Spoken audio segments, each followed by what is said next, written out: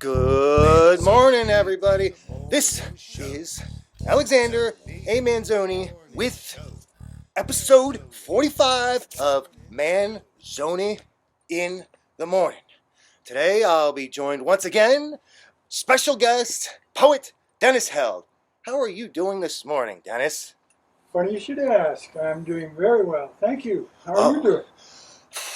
Very anxious, but that's mostly has to do with the fact that my anxiety and my excitement feel exactly the same. So I'm excited and anxious. That could be called balanced. Oh yeah. Well, with everything that's going to happen tomorrow with the inauguration, I think most of America is biting their fingernails in anticipation of seeing whatever's going to happen. Oh, because you know what's going to happen. I know what's going to happen.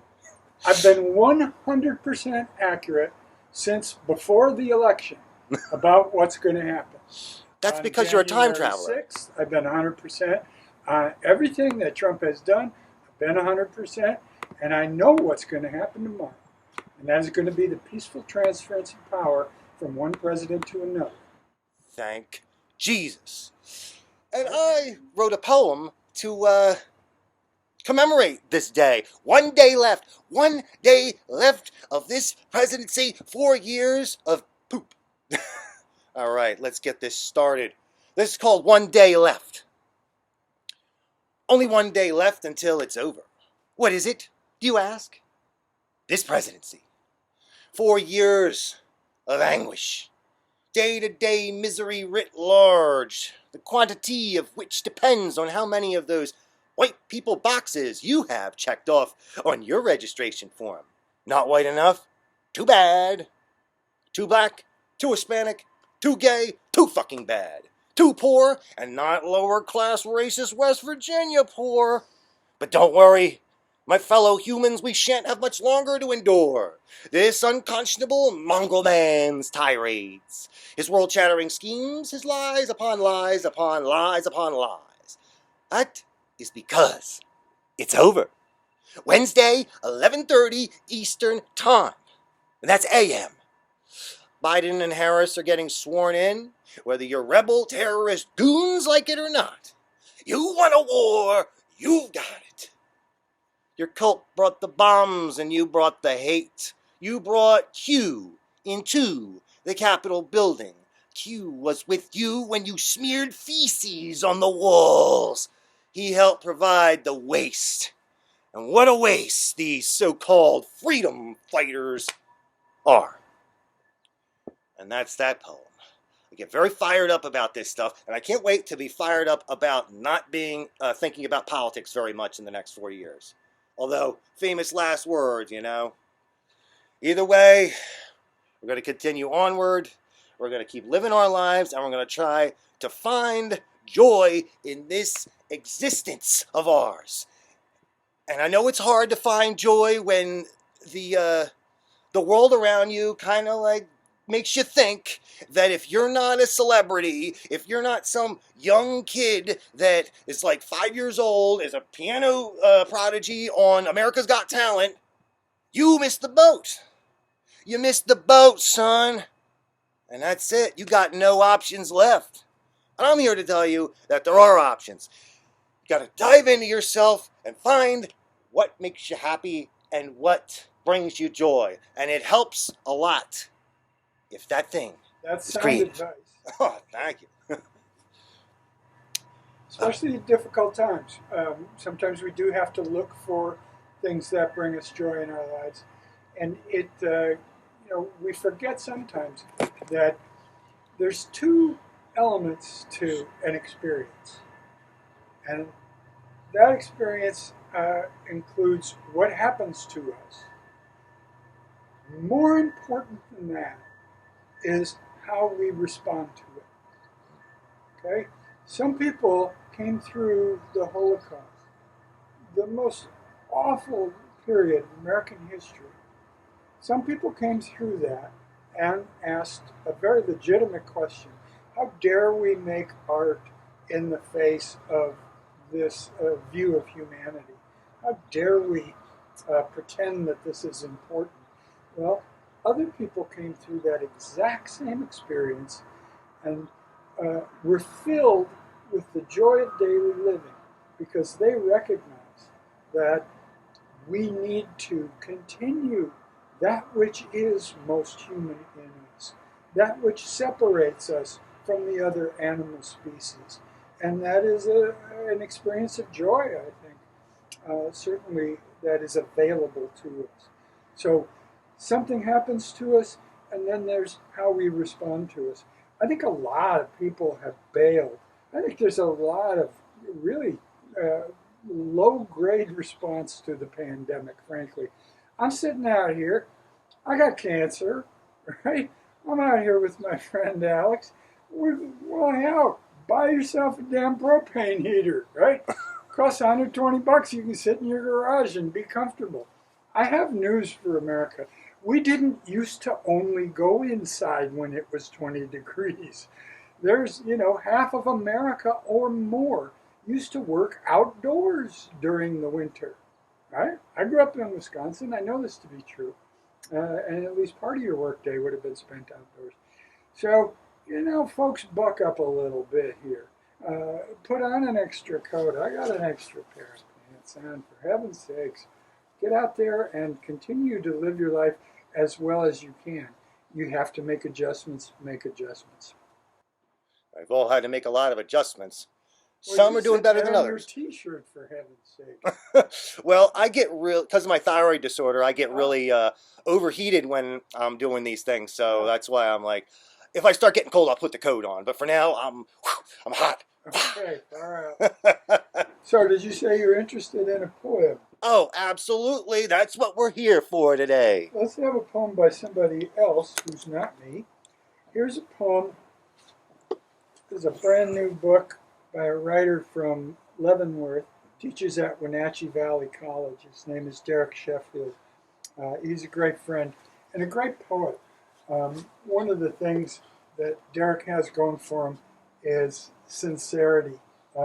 There's so much poetry that is just ironic and crappy and just brutal, whatever, thoughtless.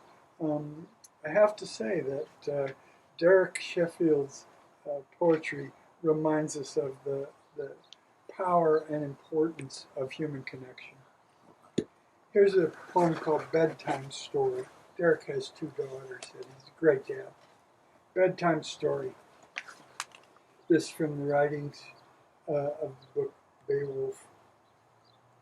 He set the sun and the moon to be Earth's lamplights, lanterns for men. Hinged to the glowing pin of a porch light, a blurring twister of moth wings beyond the window draws the silhouettes of 2 bath-scented sisters. At a word from their father, they patter up the stairs, nude as moon babies, and come floating down in brightly colored nightgowns. Another word, and they flit away and back to breathe whiffs of toothpaste and plead for him to let them be a little longer. He could let dawn find them just as he is, weary and sprawled and watching as they stand on their toes to follow the same pallid and whirling blaze that caught him long ago, a lamp by a mountain lake, his father, and the laps of dark water, and yes, the skittery wings on their fingers at the glass. Little taps. A while longer, please. That's a poem called Bedtime Story by Derek Sheffield. Wow. I can't wait till I have kids so I can write poetry about them like that. Well, I'm sure they're interested in it too.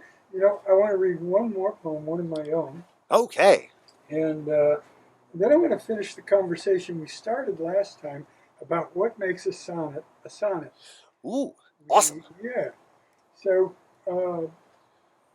here's a poem called Wild Asparagus.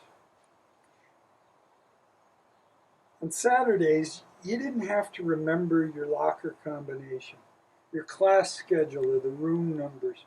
Didn't have to recall getting dressed with a hard knot of dread. You only had to remember where the patches were last spring along Lisbon Road, and then follow the railroad tracks and remember to let a few go to seed. You had to remember where the poison ivy grew and forget about your dad with the goose egg over his eye, his wallet gone, the house payment forgotten. You left those stalks to help you remember where the green shoots rise every single year. Oh, wow. That's Wild Asparagus. It's although it may not seem like it, it's a poem of hope. You know that I grew up in a horrible dysfunctional family. An alcoholic dad, physically, sexually abusive, and I remember one time in particular, he came home after having drunk all night. Somebody had knocked him on the head and stolen his wallet, and that meant a month's worth of pay. And I'm telling you, that meant something in our lives. I remember standing in front of the stove, an electric stove, 8 kids huddled around the electric stove because the gas had been turned off. Oh my God. It was not a great way to grow up. On the other hand, I have to say maybe some of those kinds of deprivations also built the resiliencies that I have. I'd say the same is true in your life. Oh yeah, we went a long time without electric, and we ran out of gas. Electric. We were living with a generator for a while. It was rough. Yeah. And then I stole electric. I figured out how to do the box, and then the electric company caught us, Ooh. and they just I think it's because of our white privilege that they didn't do anything about it. Because I heard that you could get a pretty big fine from doing that. Undoubtedly. So how old were you when you re-hooked up your electricity? Oh, I think I was like 26, 27. Oh, sorry. Yeah, you were an adult. Yeah. Well, when I was a kid, I was a spoiled, kind of upper middle class kind of kid. I mean, the people in our town considered us rich because my dad owned a farm, and we just got poorer and poorer the older we got. And well, you know what? It happened kind of at the right time because it was like my teenage years where I was going into a ritzy Catholic school, and I don't know, I could have become more like them, and instead I kind of went the other way, which is good because I would have probably ended up more like Donald Trump's kids or some shit. And there's it was very, rough. very little chance of that happening. I would say, Alexander. Well, good. I'm glad you extracted yourself. Oh yeah. However you did. I now live in life. It's like amazing. It's like I'm living in a rich life, and I'm just living kind of like a normal life, in just a pretty decent house. It's nothing too crazy, but you know what? I'm very thankful. Very thankful. Thank you, God. Well, I was interested in what you said to start today, and that we don't need to be that kid on American Idol. We don't need to be that star quarterback. Those people are chosen specifically and held up as exemplars as though that were something we could aspire to. Fact is, there's very little chance of any of that ever happening. Yeah. And that's one element of America's obsession with celebrity. But it's deeper than that, and it has to do with consumerism. There is no reason for us to buy all of this crap we buy. None whatsoever. We've been convinced deep down in our bones from the day we were born that our happiness depends on owning things. And that's simply not true. We know it's not true, and yet we pretend it is. And we continue to shop and buy things. I don't know. That, I think, is one of the things that could be changed in capitalism, in American society. Capitalism itself is going to have to completely change for that to happen. Oh yeah. So I wanted to get back a little bit to one way we can break away from some of those ideas that are made for us is to look back in time through history and find some of those lasting values that have made humans humans. We are not the same as a deer, as a slug. we are at the very least able to see into the future and perhaps change our own futures. There we were crawling along on all fours with this spinal cord, and then all of a sudden this lump formed on top, and here we got this brain that is self-conscious. How did that happen? How did that happen? Through interacting with the environment, making small neural changes, we got to this point where we should be able to do better, but we've abdicated a lot of our reasons for being human, our chances to be human. So we can get back to those, though. Some of those things that make us the most human are music, our dance, our literature, especially in my case. I was saved. I was a 25-year-old guy who had dropped out of high school, walked into a 2-year college, and was blown away by poetry. I mean, absolutely had no idea that contemporary Americans were writing poetry, and certainly not writing, in contemporary American language, and certainly not writing in traditional forms. And one of the more traditional forms is the sonnet. We kind of ended last time on a definition of one of the components of a sonnet. A lot of people have heard the words Iambic Pentameter. You've heard that, haven't you? Oh, yeah. and maybe don't know quite what that means. And we described last time, iambic is actually from the Greek for the words to limp. So it's ba-bum, ba-bum, ba-bum. It's like somebody was dragging a foot along.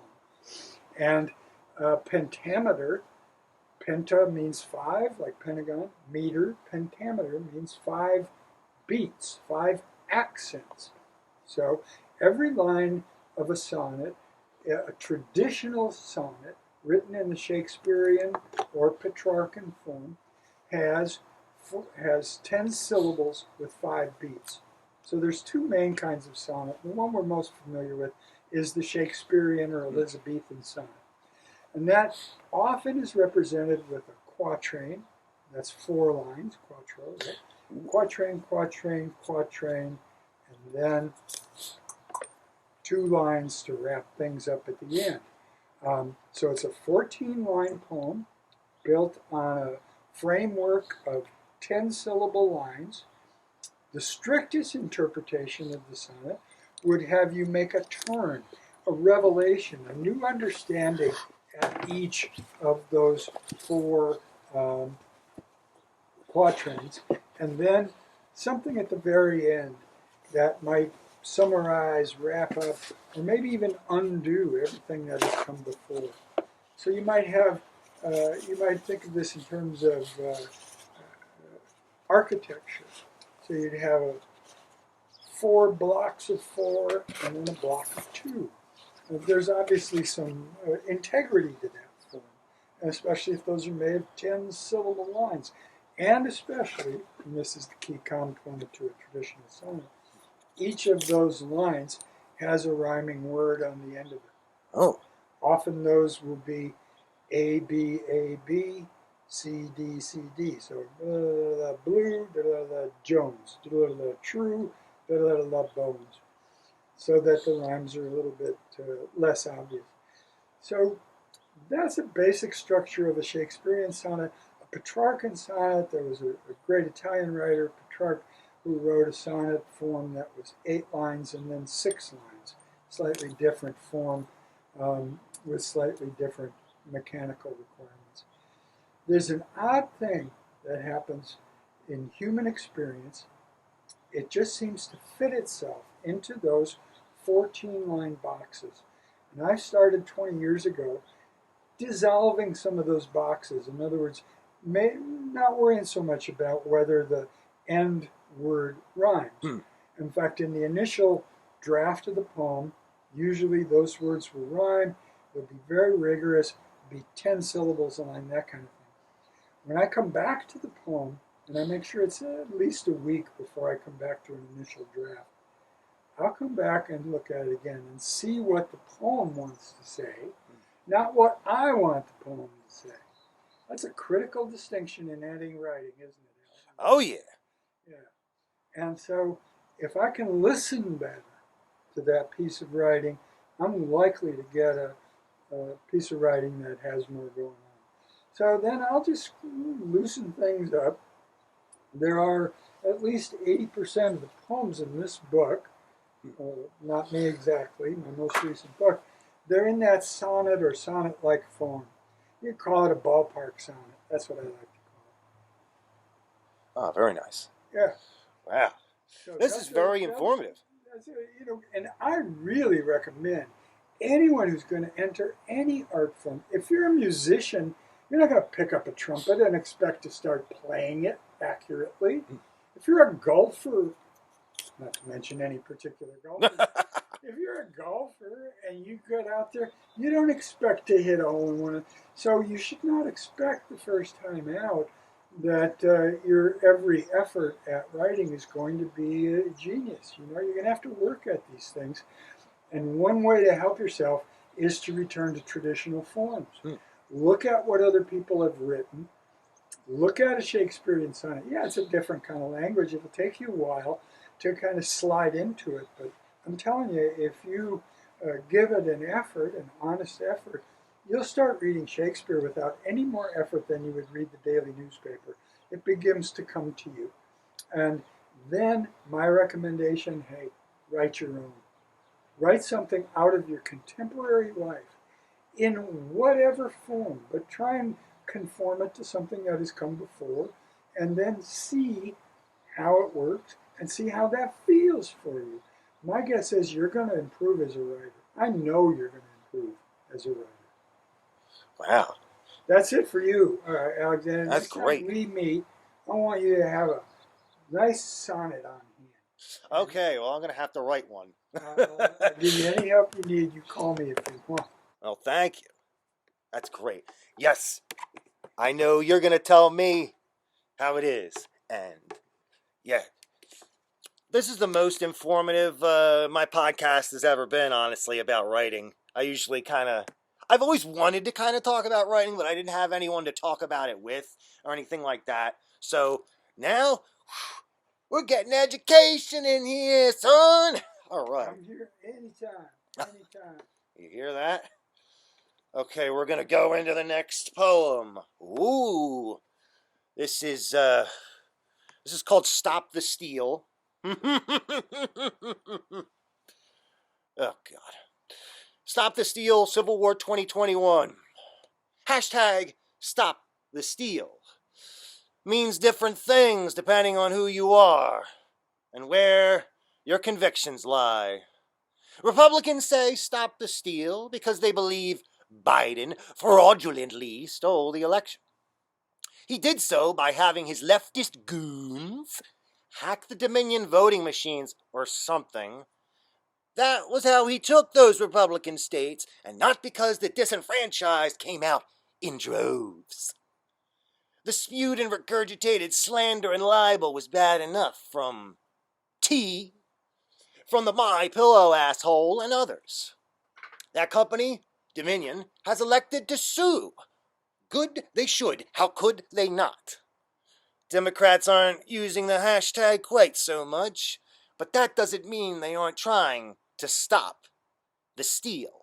After all, the loser president, Putin's pet, is the real thief. He wants to overturn this historic election in his favor, because him and his people, the best people, are the only people who deserve to win. So much winning. Well, welcome to Loser Town, you psychotic fanatics. Do what you told us to do 4 years ago. Deal with it. But that's not enough. You want to start a war, and depending on who you talk to, it has already begun. They've armed themselves. They're cooking bombs. They're flipping lawmakers to fight for them on the inside, knowing that their political pawns will get away with it because they always fucking do anymore. Senators, congressmen, and women hit the floor and hide at any strange and sudden sound. You're giving them symptoms of PTSD. They want Pelosi dead. AOC, Ilhan Omar, Chuck Schumer, Stacey Abrams, Bernie Sanders, Ted Lieu, and many, many others. Ugh, God, so stressed out about this stuff. But I think everything's going to work out well. I think, next week we're going to look back and say, well, it could have been worse. At least that's what I'm hoping anyway. Because we don't know. Today was supposed to be the first day that the Million Militia March was supposed to happen. And so some people are on their way to D.C. right now to start some trouble. What are they going to do when they get there? Only time will tell. Stand outside the fence and cry like the babies they are. Yes. They're just a bunch of bullies. Bullies are the worst kinds of cowards. And, when they're on top, great. They're breaking the windows. They're carrying the lectern out with a big smile on their face, right? Guess what? That dude's in jail. That's where he belongs. And tomorrow, you will not see any other than a peaceful transfer. But yeah, hell yeah, there's going to be people punching each other outside of those fences. Big effing deal. Let them punch and then throw them in jail. Yeah. Hashtag lock them up. Come on. We're going to do it. So, last time I was here, did we do, he wasn't impeached yet, right? No, he was on the verge. Okay, so when it happened, I wrote a poem about it that we're going to get into. And that'll be my new other new poem that I wrote specifically for today. And we're going to do it, and we're going to take it to the next level. This is called Impeached Twice. All right. Impeached twice. Isn't that nice? It would be more so if they could land a conviction. 2/3 of the Senate need to be in agreement. But what good is that? Especially when half the Senate Republicans are T loyalists. And the other half are undoubtedly terrified of voting against him in any capacity. So shitty it is that we've come to this point. Let us anoint our heads in oil and brace ourselves, for the traitor-in-chief has been impeached again. If only we could have done it right the first time. Ugly little orange man with a bad tan and soulless surgeon chiseled pornographic wife. Get out of our sight. Never return to Washington again. Neither you or your cultist crony domestic terror warriors. Your good people wiped shit on the walls of the Capitol building. So much respect have they for the flag for this country that they couldn't even hold their bowels in when it came knocking at that derriere door.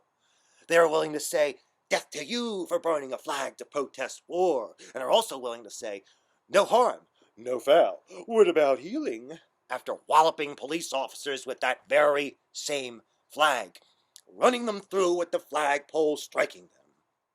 Knocking around those liberal schmucks they probably supported Kaepernick's take a knee. I hereby declare that the right has lost its right to call the left on this when it happens. They are slimy. They are evil, greedy, hateful, malicious. They eat shit and tell you it's delicious because they cannot see, they cannot hear, nor taste. Why else would you continue to support the worst presidency this country has ever known? And that's on paper now, on the record. No president's ever been impeached by the House. Twice. Kind of like how no president has ever been convicted of impeachment by the U.S. Senate. Will the insurrection, the breakout of Civil War II, be enough to warrant this? 17 Republicans need to flip. 17 Republicans need spines, and I shan't believe that so many of their number would flip sides simply to do the right thing when they've had 4 years of this insanity to do the right thing. And instead they supported the orange tyrant, and for the most part continue to. Whether it's because they're scared of being targeted by the tea terrorists, or whether they're desperate to retain the same level of power. The taste has grown beyond sour in our mouths. Let us spit up the rotten fruit and let us admit what needs to leave our systems. Let us fill the swamp with those evil souls who may fall next week on the next DC assault, because none of those Republic rats ever hoped to empty it, the swamp, in the first place. Okay, well, I'd like to finish with a poem by a friend of mine, Jan Wallace. This is from the book Nothing Like the Doll You Learned On. Here, I'll hold that up for you to see the cover. Very cool sculpture on the cover there. Let's go ahead and give credit to the sculptor.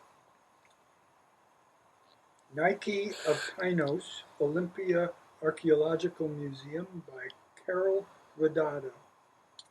Lovely, lovely photo, amazing sculpture. So this poem is called Grave Instruction. Someone I admired, famous among poets and lovers of poetry, is buried in a fancy graveyard where our city founders rest beside the sister of the Indian chief they hoodwinked for the land. When I was in Scotland, staying at the castle, sleeping on a scratchy horsehair bed, in that ancient place meant to be a writer's retreat, but which in November was just one long Victorian ghost story, I ate my lunch alone in the local cemetery. A grave is like a little boat that is finally run aground. I like to think of a cocktail party, everybody free from the body's concerns, from vanity. My earlobes are glowing as I get older, my friend complained. One fan taped the poet's own words to her stone. You have to come to the shore. There are no instructions. That's a poem by Jan Wallace from Nothing Like the Doll You Learned On. And I'd like to say thanks to Alexander for coming out and taping this wonderful program.